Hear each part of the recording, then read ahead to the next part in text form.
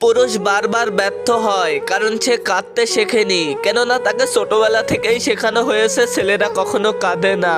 তাই বুকের ভেতর কষ্ট নিয়ে সে চুপচাপ লড়ে যায়, ভেতরে ভেতরে ভেঙে পড়লেও কাউকে দেখাতে পারে না। একজন পুরুষ প্রতিদিন যুদ্ধ করে, কিন্তু সেই যুদ্ধটা কারো চোখেই পড়ে না। সবাই দেখে তার হার, কিন্তু সে কতটা চেষ্টা করেছে তা কেউই দেখে না। ব্যর্থতা পুরুষকে দুর্বল করে না, ব্যর্থতা তাকে নীরব করে তোলে।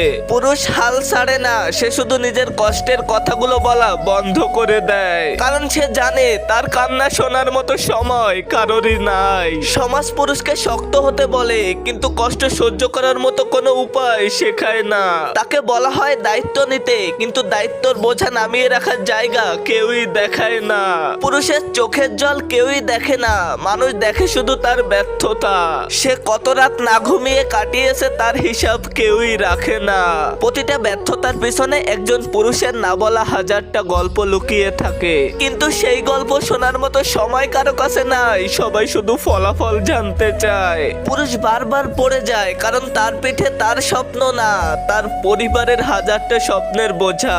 সে নিজের জন্য বাঁচার আগেই অন্যদের জন্য দায়িত্ব নিতে শেখে। সে ভেঙে পড়ে না কারণ তার পড়ে যাওয়ার সুযোগ নেই, কেননা কেউ না কেউ তার উপর নির্ভর করে আছে। এই ভাবনাটাই তাকে আবার দাঁড় করায়। ব্যর্থ পুরুষ মানে অলস নয়, সে শুধু ভীষণ ক্লান্ত। এত লড়াই করতে করতে সে একটু বিশ্রাম চায়, তবে হার মানতে নয়। পুরুষ কাঁদলে তাকে দুর্বল বলা হয়, তাই সে কখনোই কাঁদে না, চুপচাপ নিজের কষ্টগুলো নিজের ভেতরেই পুড়িয়ে ফেলে।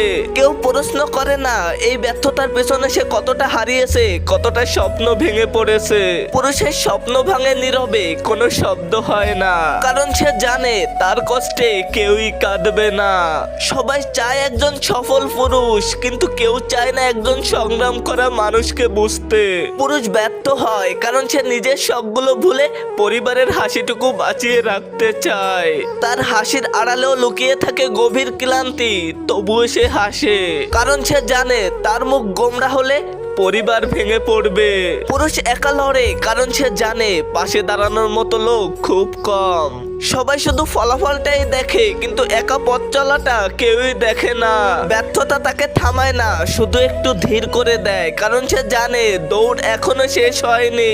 পুরুষও কষ্ট পায়, কিন্তু সে প্রকাশ করে না, কারণ সে শিখেছে কষ্ট দেখানো মানেই দুর্বলতা। কেউ জিজ্ঞেস করে না তুমি ঠিক আছো তোই, কিন্তু দেখো এই প্রশ্নটাই সব থেকে বেশি একজন পুরুষের প্রয়োজন। আজকের ভিডিওটা এই পর্যন্ত, বিদায় নিচ্ছি আমি তোমাদের পক্ষ থেকে। ফিরে আসছি নতুন কোনো ভিডিওতে। সবাই ভালো থেকো, সুস্থ থেকো, সবাই সবার জন্য দোয়া কইরো।